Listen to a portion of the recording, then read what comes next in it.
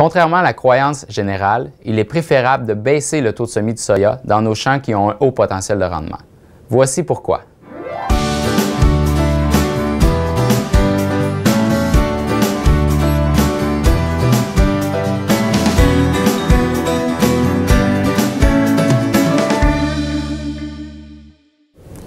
On sème de plus en plus de soya au Québec, ce qui amène une pression des maladies plus forte dans nos sols.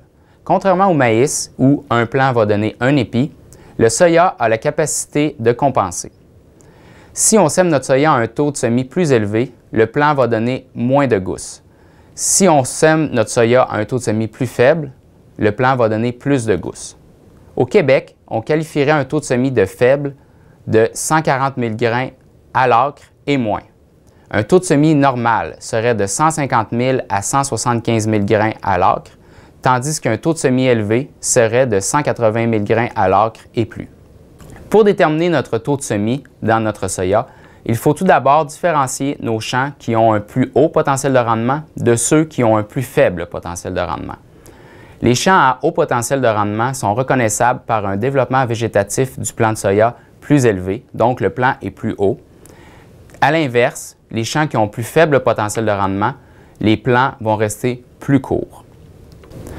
Comme exemple d'un champ à faible potentiel de rendement, on parlerait d'un sol très argileux ou très sablonneux, d'un sol compacté, mal drainé ou faible en matière organique. Je me fais souvent poser la question, quel devrait être le taux de semis de mon soya sur ma ferme? Pour y répondre, nous allons distinguer deux types d'entreprises. Le premier exemple est un producteur de grande culture qui cultive avec comme rotation une année de maïs suivie d'une année de soya. Dans son cas, la pression des maladies, en particulier la sclérotinia, sera beaucoup plus forte puisque le soya revient à tous les 2 ans. Dans ces champs à haut potentiel de rendement, je lui recommanderais de semer son soya à un taux de semis faible afin d'éviter le développement végétatif trop important qui amènerait la maladie et qui nuirait ainsi à son rendement. Dans ces champs à faible potentiel de rendement, un taux de semis normal est adéquat. Le deuxième exemple est celui d'un producteur laitier qui cultive avec comme rotation 3 années en luzerne, 2 années en maïs, 1 année de soya et 1 année de céréales. Dans son cas, puisque le soya revient seulement qu'aux 7 ans, le risque d'avoir des maladies est beaucoup plus faible.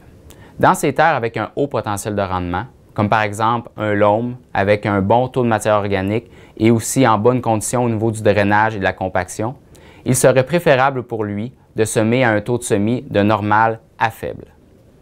Les champs avec un faible potentiel de rendement devraient être semés avec un taux de semis élevé afin d'avoir une végétation plus adéquate et optimale afin de couvrir le sol plus rapidement. Je vous conseille aussi de considérer les autres facteurs comme la variété, l'espacement entre les rangs, le type de travail de sol et la date de semis pour déterminer le taux de semis optimal. En conclusion, ajustez votre taux de semis selon le potentiel de rendement du sol et l'historique de maladie. Plus le risque de maladie et le potentiel du sol est grand, plus il est important de baisser le taux de semis. Visez plus haut.